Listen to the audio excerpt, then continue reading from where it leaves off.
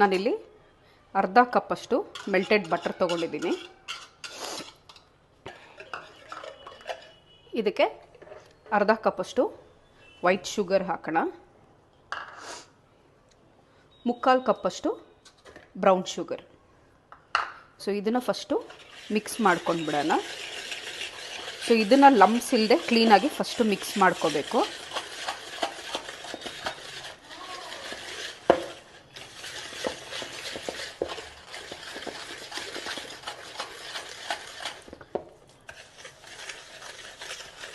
ಈಗ ನೀವು ಇಲ್ಲಿ ನೋಡ್ಬೋದು ಯಾವುದೂ ಲಂಪ್ಸ್ ಇಲ್ಲದೆ ಕ್ಲೀನಾಗಿ ಎಲ್ಲ ಮಿಕ್ಸ್ ಆಗಿದೆ. ನಾವು ಇದಕ್ಕೆ ಇವಾಗ 1 ಎಗ್ ಹಾಕೋಣ.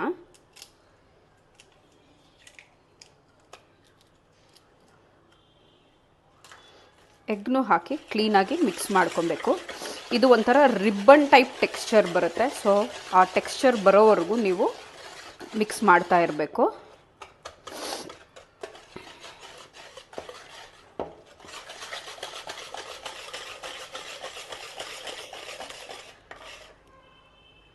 ನೋಡಿ ಈ ಥರ ಇದನ್ನು ಬಂದಿಲ್ಲ, ಸ್ವಲ್ಪ ಅರ್ಧ ಬಂದಿದೆ. ಸೊ ಇದನ್ನು ಇನ್ನು ಕಂಟಿನ್ಯೂಸ್ ಆಗಿ ಸ್ಟಿರ್ ಮಾಡೋಣ. ಇದು ಮಿಕ್ಸ್ ಮಾಡ್ತಾ ಇರಬೇಕಾದ್ರೆ ನಾವು ಇದಕ್ಕೆ 1 ಟೀ ಸ್ಪೂನಷ್ಟು ವೆನಿಲಾ ಎಸೆನ್ಸ್ ಹಾಕೋಣ. ಸೊ ನೀವು ಅಂಗಡಿನಲ್ಲಿ ನಾರ್ಮಲ್ ವೆನಿಲಾ ಎಸೆನ್ಸ್ಗಿಂತ ನಾನಿಲ್ಲಿ ಸ್ಪ್ರಿಂಗ್ ಅವ್ರದ್ದು ನ್ಯಾಚುರಲ್ ಬಾರ್ಬಾನ್ ವೆನಿಲಾ ಎಸೆನ್ಸ್ ಹಾಕ್ತಾಯಿದ್ದೀನಿ. ಸೊ ಇದು ಟೇಸ್ಟೇ ಡಿಫ್ರೆಂಟ್ ಆಗಿರುತ್ತೆ. ಸೊ ಇದನ್ನು ಯೂಸ್ ಮಾಡ್ಕೊಳ್ಳಿ. ನೀವು ಇದನ್ನು ಬೇಕ್ ಮಾಡ್ತಾ ಇದ್ದಂಗೆ ಈ ವೆನಿಲಾ ಎಸೆನ್ಸ್ ಹಾಕಿ ಬೇಕ್ ಮಾಡ್ತಾ ಇದ್ದಂಗೆ ಫುಲ್ ಸ್ಮೆಲ್ ಬರುತ್ತೆ. ನೋಡಿ ಇವಾಗ ಇದಾಗಿದೆ. ಇದು ನಿಮಗೆ ಫುಲ್ಲು ಕ್ರೀಮಿ ರಿಬ್ಬನ್ ಟೆಕ್ಸ್ಚರ್ ಬಂದಿದೆ. ಓಕೆ, ಸೊ ನಾವಿವಾಗ ಇದಕ್ಕೆ 1/4 ಕಪ್ಪಷ್ಟು ಮೈದಾ ಹಿಟ್ಟು ತೊಗೊಂಡಿದ್ದೀನಿ, ಆಲ್ ಪರ್ಪಸ್ ಫ್ಲವರ್. ಸೊ ಇದ್ರ ಜೊತೆನೇ ಹಾಗೆ ಹಾಫ್ ಟೀ ಸ್ಪೂನಷ್ಟು ಬೇಕಿಂಗ್ ಪೌಡರ್ ಹಾಕಿದ್ದೀನಿ.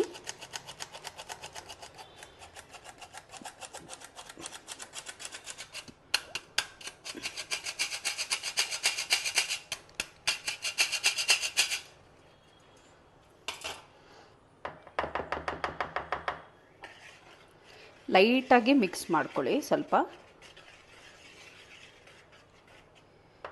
ಸೊ ಇದು ಆಗ್ತಾ ಇದ್ದಂಗೆ ಈ ವಿಸ್ಕ್ ಯೂಸ್ ಮಾಡೋದನ್ನ ಸ್ಟಾಪ್ ಮಾಡಿ ಸ್ಪ್ಯಾಚುಲಾ ತೊಗೊಳ್ಳಿ.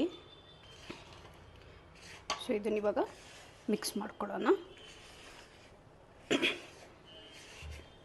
ಫಸ್ಟು ಕಾರ್ನರ್ಸ್ನಲ್ಲಿರೋ ಬಟರ್ ಎಲ್ಲನೂ ಸ್ಕ್ರೇಪ್ ಮಾಡ್ಕೊಂಡು ಬಿಡೋಣ. ಸೊ ಆವಾಗ ಇಲ್ಲಿ ಕೆಳಗಡೆ ನಾವು ಇದು ಮಾಡೋಕ್ಕಾಗುತ್ತೆ.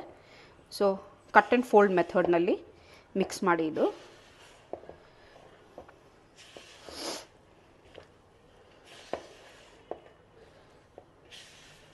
ಜಾಸ್ತಿ ಓವರ್ ಮಿಕ್ಸ್ ಮಾಡೋಕ್ಕೆ ಹೋಗಬಾರ್ದು. ಯಾಕೆ ಓವರ್ ಮಿಕ್ಸ್ ಮಾಡಿಬಿಟ್ರೆ ಇವಾಗ ನಾವು ಬೀಟ್ ಮಾಡಿದಾಗ ರಿಬ್ಬನ್ ಟೆಕ್ಸ್ಚರ್ ಬಂದಿರೋದು ಹಾಳಾಗೋಗ್ಬಿಡುತ್ತೆ. ಸೊ ಹಾಗಾಗಿ ಜಾಸ್ತಿ ಇದು ಮಾಡ್ಕೊಳಕ್ಕೆ ಹೋಗಬಾರ್ದು.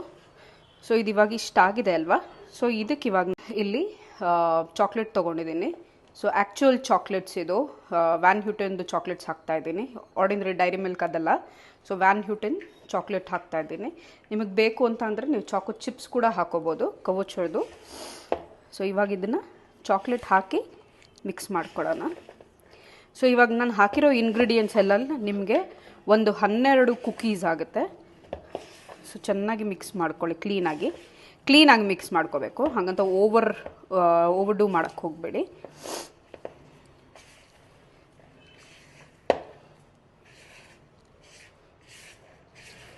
ಸೊ ಇವಾಗ ನೋಡ್ಬೋದು ನೀವು ನನ್ನ ಮಿಕ್ಸ್ಚರ್ ಕ್ಲೀನಾಗಿ ರೆಡಿಯಾಗಿದೆ.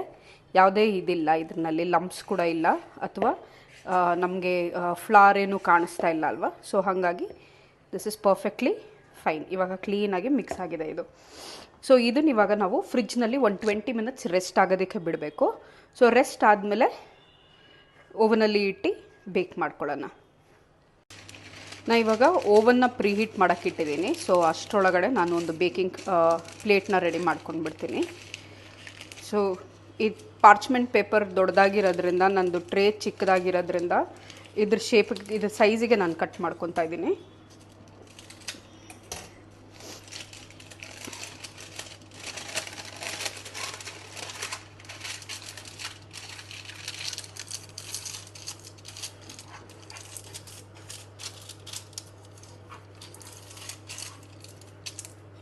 ಈಗ ನನಗೆ ಪ್ಲೇಟಿಂಗ್ ರೆಡಿ ಇದೆ.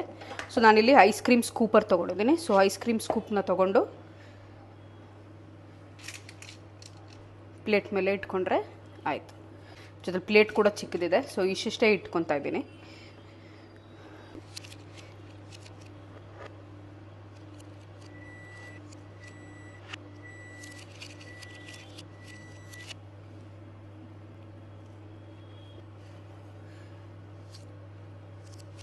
ನಂದಿದೆ ಕಲಾನ್ ಇಲ್ಲಿ ಪ್ರೀ ಹೀಟ್ ಆಗಿದೆ.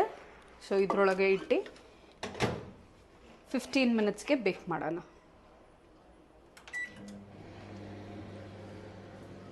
ನೋಡಿ ಇದು ಇವಾಗ ಬೇಕಾಗಿದೆ.